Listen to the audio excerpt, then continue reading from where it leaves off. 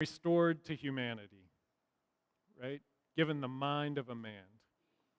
But in real life, Daniel and Nebuchadnezzar actually developed a pretty good relationship, and then Nebuchadnezzar died, and Belshazzar marginalized Daniel and got rid of him.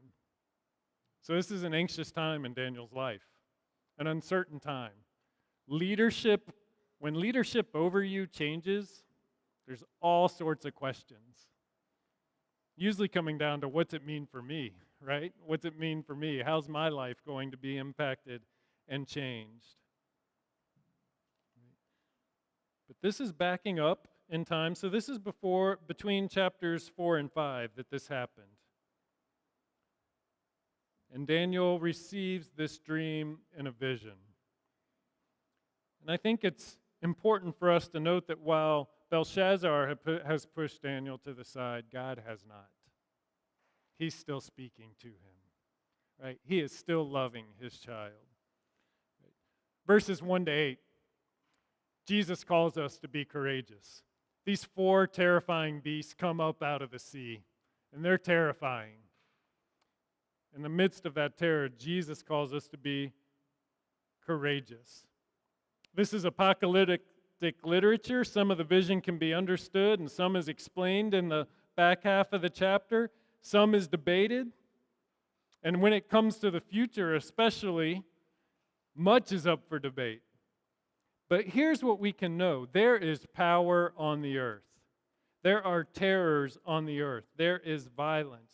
You cannot open the news app on your phone without reading about violence. Somebody right now is terrified. But even in this vision, this terrible vision, there's a glimmer of hope. And that's why I want to turn your attention to verse 2. I saw in my vision by night, and behold, 4 winds of heaven were stirring up the great sea.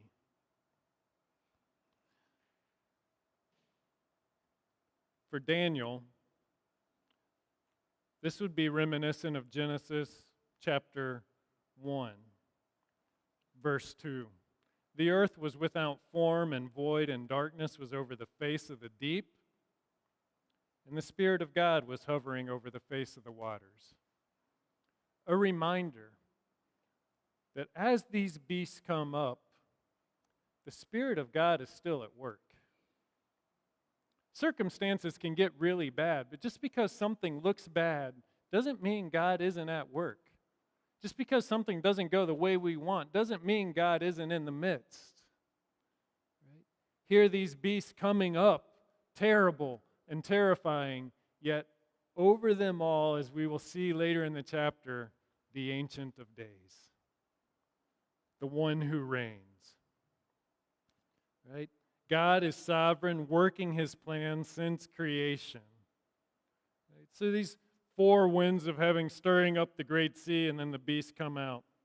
This great sea is also a geographic glimpse west toward the Mediterranean, which was known as the Great Sea in Daniel's time and period and where he lived. Right? So these rising kingdoms coming from the west, not the east, especially the more powerful ones. So there's a thought here. Most commentators agree that these kingdoms, I explained the first beast is Nebuchadnezzar, who lost his mind and then regained it, right? So this Babylonian kingdom. And then you have the Medo-Persian, the Persian kingdom. And then you get the beast with the 4 heads. Most think this is Greece. Alexander the Great, his kingdom was divided in 4 after him. And then the final terrifying beast to be Rome. Right, and the Roman Empire. And so a progression of history. There's a lot that lines up there, but the main point is not about the specificity of the kingdoms to come, right? Though there's a lot that we can glean, and I agree with the commentators on this. I think the description of Nebuchadnezzar is very apt. I think the reality that Nebuchadnezzar sunk to the level of a beast even conveys more meaning there. I think the Persian bear with the appetite to kill and maim, everything we know about them lines up. The Greece makes sense. Rome with its huge military conquest. When you think of a bull, have you ever seen a really mad bull just stamping everything out? I mean, it's turning dirt to dust, right? And that's Rome, right? That's what they did. There's still roads all over the world from the Roman Empire. Like, they didn't just move in and occupy, they controlled and built and took over. Right? But here's the main thing.